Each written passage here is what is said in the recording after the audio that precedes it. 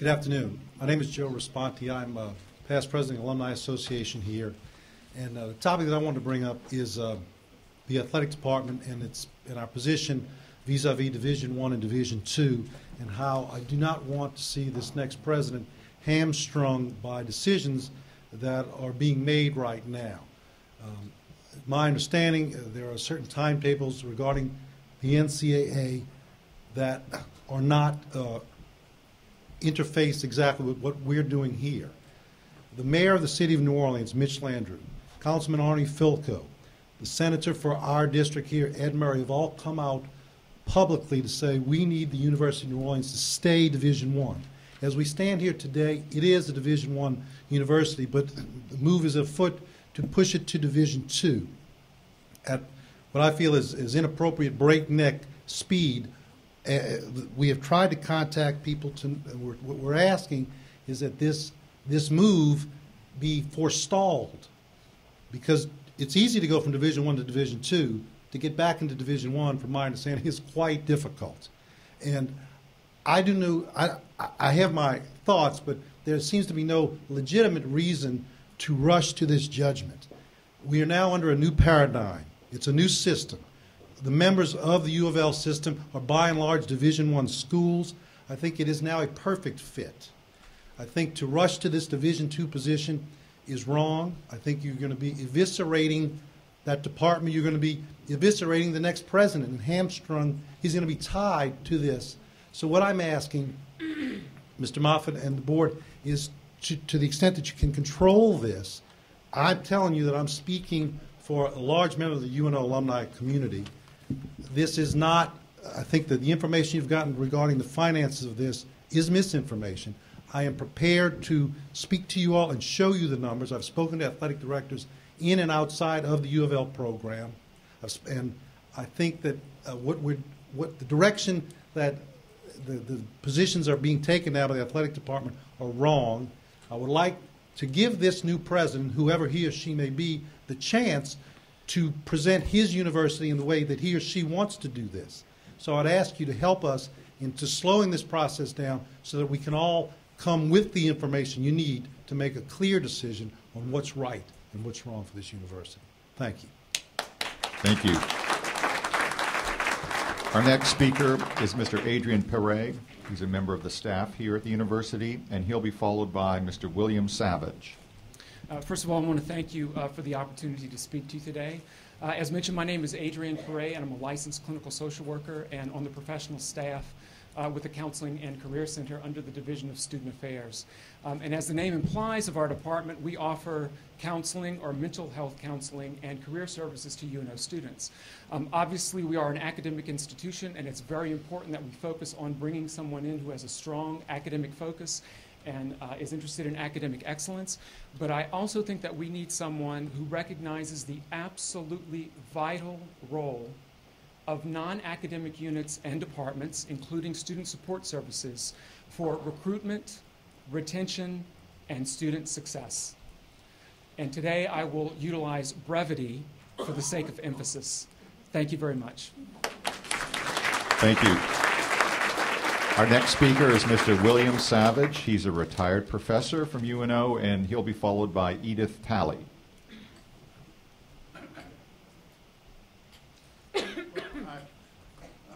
First must say that I'm something of a heretic when it comes to choosing the head of a campus.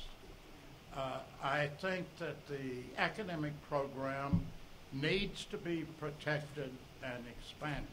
That is not the job of the chief administrator in a university.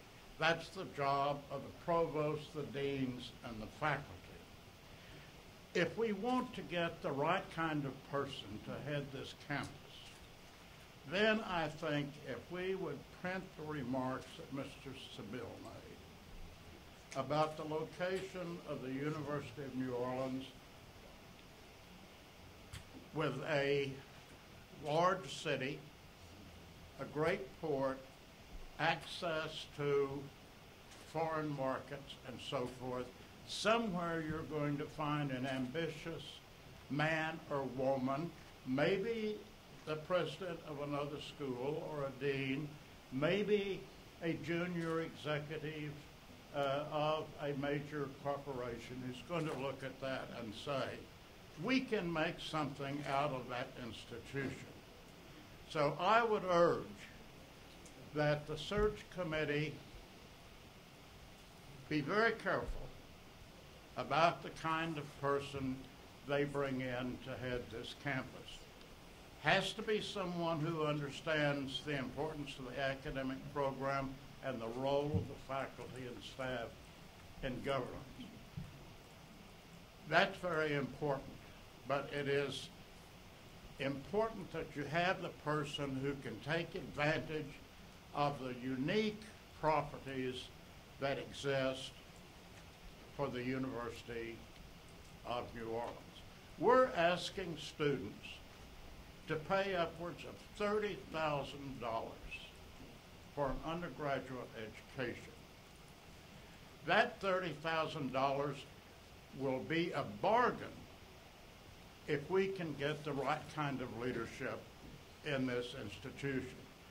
Because there are other universities where students will have to pay upwards of $200,000 for the kind of education that they can get at this university. Thank you very much. Thank you.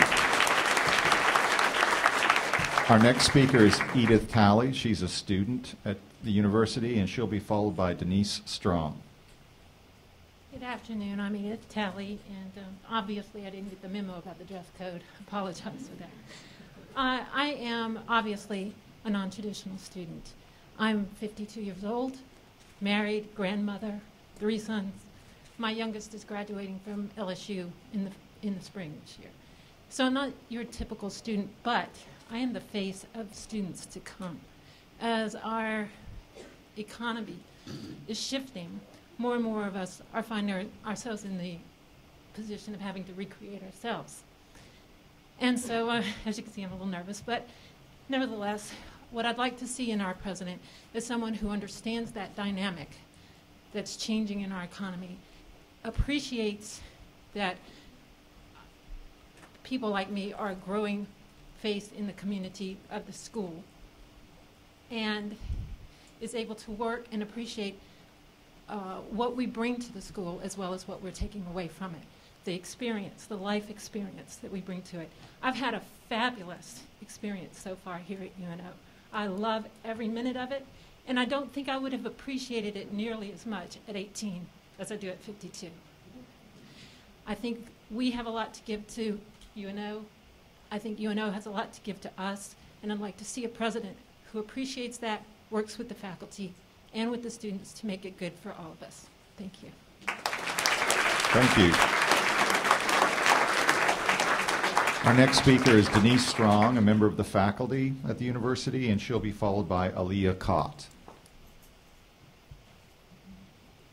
Good afternoon.